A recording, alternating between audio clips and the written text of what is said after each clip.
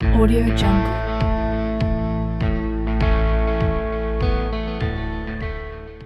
Duas realidades difíceis de se lidar e que nos atrapalham tanto na boa vivência da Quaresma como na busca pela santidade são as nossas fraquezas e as tentações do dia a dia. Se você quer aprender a superar isso em apenas 3 simples passos, eu te convido a assistir esse vídeo até o final. Fala, povo de Deus! Com a graça de Deus, estamos juntos para mais um vídeo do nosso canal e com a alegria de estarmos participando de mais uma ação do Romanos 12. Para quem ainda não conhece, Romanos 12 é uma ação onde youtubers católicos se unem para falar de um determinado tema. Dessa vez a proposta é analisarmos a Quaresma que fica mais especial ainda quando vivido neste ano maravilhoso que é o ano da misericórdia. Iremos analisar um pouquinho a misericórdia, também algumas dificuldades para bem vivê-la e também como superá-la. E bem, todo mundo sabe que a Quaresma é este tempo de oração, penitência e caridade, um tempo favorável à conversão. Eis o tempo da conversão, E eu costumo dizer que a Quaresma é este tempo propício para sermos santos, né? Um tempo para nós vencermos vícios, para nos convertermos de tantas realidades que nós ainda precisamos nos converter. É neste tempo que nós cristãos procuramos nos aproximar de Deus e também do próximo, né? Por meio da oração, da penitência, da caridade.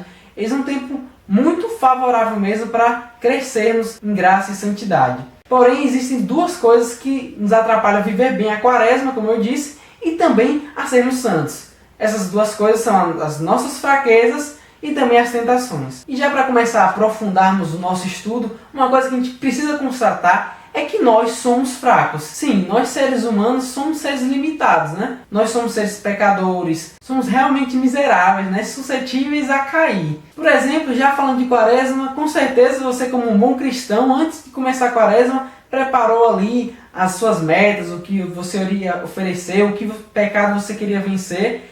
E nós vamos vendo no passar da Quaresma o quanto isso é difícil. E muitas vezes nós caímos nesse caminho e não conseguimos cumprir tudo aquilo que prometemos ou buscamos. Outro exemplo é quando a gente sai daquele retiro super disposto a ser santo, a mudar de vida.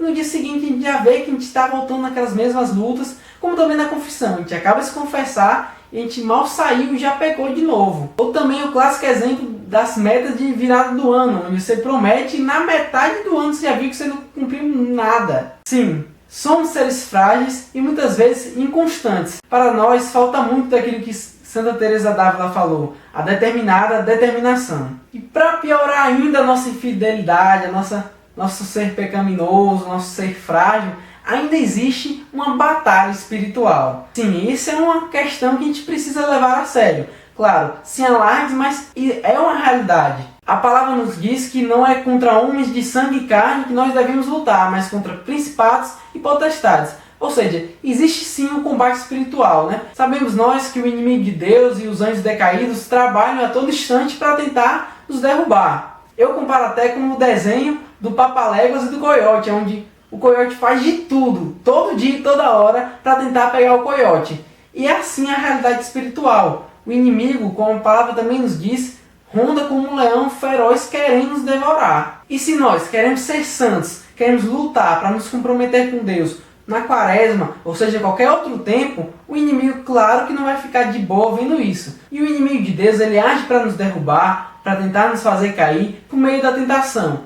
E esse é um link legal para a gente lembrar da Quaresma. A Quaresma é quando Jesus saiu para rezar durante aqueles 40 dias de jejum, de oração, e lá ele foi tentado. E nós também, enquanto cristãos, nós somos tentados no nosso dia a dia. E o que é a tentação? Bem, nós sabemos que existe uma diferença entre provação e tentação. Provação vem de Deus, é aquela dificuldade que vem para nos fortalecer, para nos edificar, né? Como a palavra diz que o ouro é forjado no fogo, né? São as dificuldades, as situações que Deus nos coloca para que nós possamos crescer. Isso vem de Deus. Mas existe também a realidade das tentações, onde o inimigo de Deus vem, como ele foi até Jesus no deserto, ele vem apresentar várias coisas, né? Tentar apresentar a proposta dele como sendo melhor, né? E o inimigo vem sempre com um belo discurso, sempre disfarçado, talvez de um prazer, do comodismo, na preguiça, tentar nos convencer daquilo que ele quer é o melhor em vez daquilo que Deus nos pede. E nós, seres fracos que somos, vivemos na tensão dessa escolha. Escolher a vontade de Deus, aquilo que Ele nos pede, que é sempre o melhor, que nos leva à felicidade e à salvação eterna, ou ceder àquilo que aparentemente é mais fácil e que traz um resultado mais rápido? E cá estamos com duas realidades difíceis de se lidar: a nossa humanidade, a nossa fraqueza e também um combate espiritual. Mas aqui já quero fazer umas parênteses, umas aspas, um asterisco e o que tiver mais. Gente, existe sim um combate espiritual, mas nem tudo na nossa vida é espiritual. Eu costumo dizer que às vezes o inimigo nem tem trabalho, porque nós não fazemos por onde de forma alguma, e aí depois queremos até colocar a culpa numa tentação. Um exemplo claro para nós entendermos é que, por exemplo, se eu estivesse aqui gravando, tivesse um ventilador aqui, e aí se esse ventilador cai no meio da gravação, quer dizer que foi um espírito ruim? Não necessariamente. Pode ser uma realidade espiritual, maléfica? Pode. Mas pode também ser Deus querendo me avisar de alguma coisa. E pode também ser apenas um erro humano, de alguém que apertou mal o parafuso, ou eu que coloquei no local errado. Então, tudo precisa ser analisado com discernimento. Então, não saia desse vídeo, pelo amor de Deus, achando que tudo é espiritual. Tenhamos muito discernimento com isso. E agora você pode estar se perguntando: meu Deus, eu sei que por ser humano eu sou fraco, e ainda para piorar existe uma realidade espiritual. É como se eu estivesse andando numa corda bamba e ainda tivesse alguém soprando para me derrubar. E agora, Gabriel, quem poderá nos defender? E aí que entra a grandiosa misericórdia do Senhor, que nos providencia 3 simples passos para superar essas duas dificuldades. E o primeiro passo é justamente reconhecer que somos fracos, ou seja, necessitados. Porque quando nós somos autossuficientes demais, achamos que podemos vencer a batalha sozinho, que nós podemos ser santos sozinhos, é como se a gente estivesse dizendo para Deus que eu não preciso de você, Deus. Eu posso ser santo sozinho, eu posso tudo sozinho, eu não preciso de você. Claro, a gente nunca vai fazer isso de maneira aberta: Senhor, eu não preciso de você. Mas quando nós não buscamos a Deus, é como se estivesse dizendo: não, eu resolvo, eu dou meu jeitinho aqui. E esse orgulho é uma grande barreira para o agir de Deus. Irmãos, não nos enganemos, nós precisamos de Deus.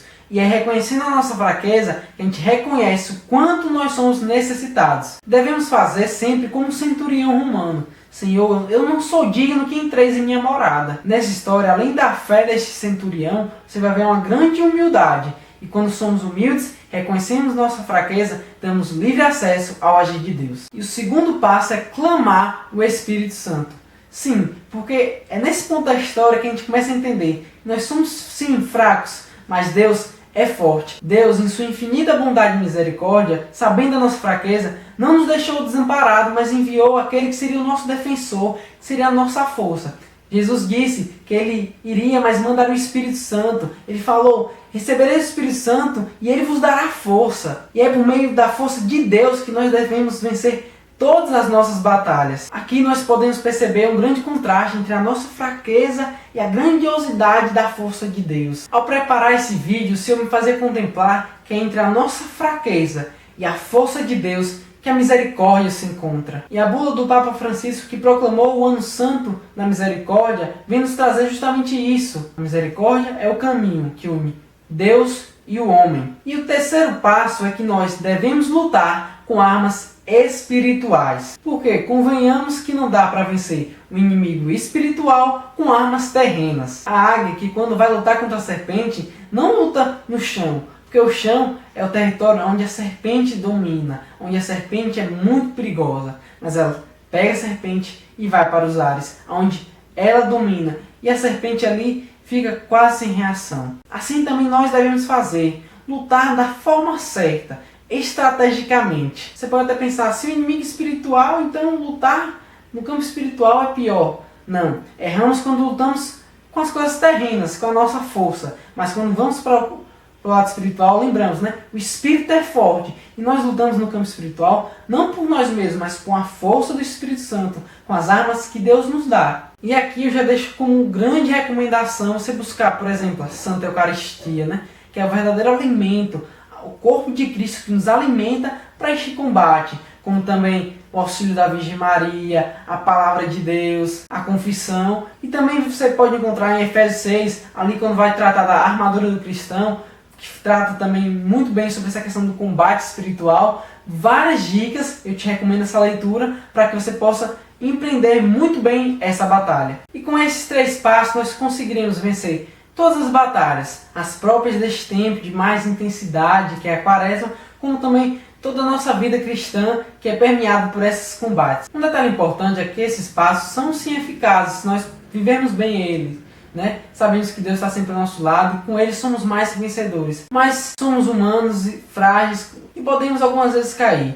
Mas sempre que caímos, lembremos sempre da misericórdia de Deus. Uma misericórdia que não é apenas uma característica de Deus, algo, abstrato, mas como a bula do Papa Francisco nos apresenta, a misericórdia é o próprio rosto de Deus. Partilho que muitas vezes, eu nas minhas misérias, nas minhas dificuldades, na minha infidelidade ao Senhor, quantas vezes eu caio, mas são nessas quedas que eu posso ver de uma maneira toda especial a misericórdia do Senhor. Uma misericórdia tão profunda que eu diria até misericordiosa misericórdia de Deus. Claro que nós não vamos viver por aí pecando e caindo para beber da graça da misericórdia, mas que a misericórdia nos impulsione a não mais pecar. Então é isso, meus amados irmãos, reconheçamos as nossas fraquezas, clamemos a força do Espírito Santo e vamos para a luta, unidos com as armas espirituais. E tudo isso permeado dos olhos bastante fixos, focados na misericórdia de Deus. Se você gostou desse vídeo, quero te pedir que você nos ajude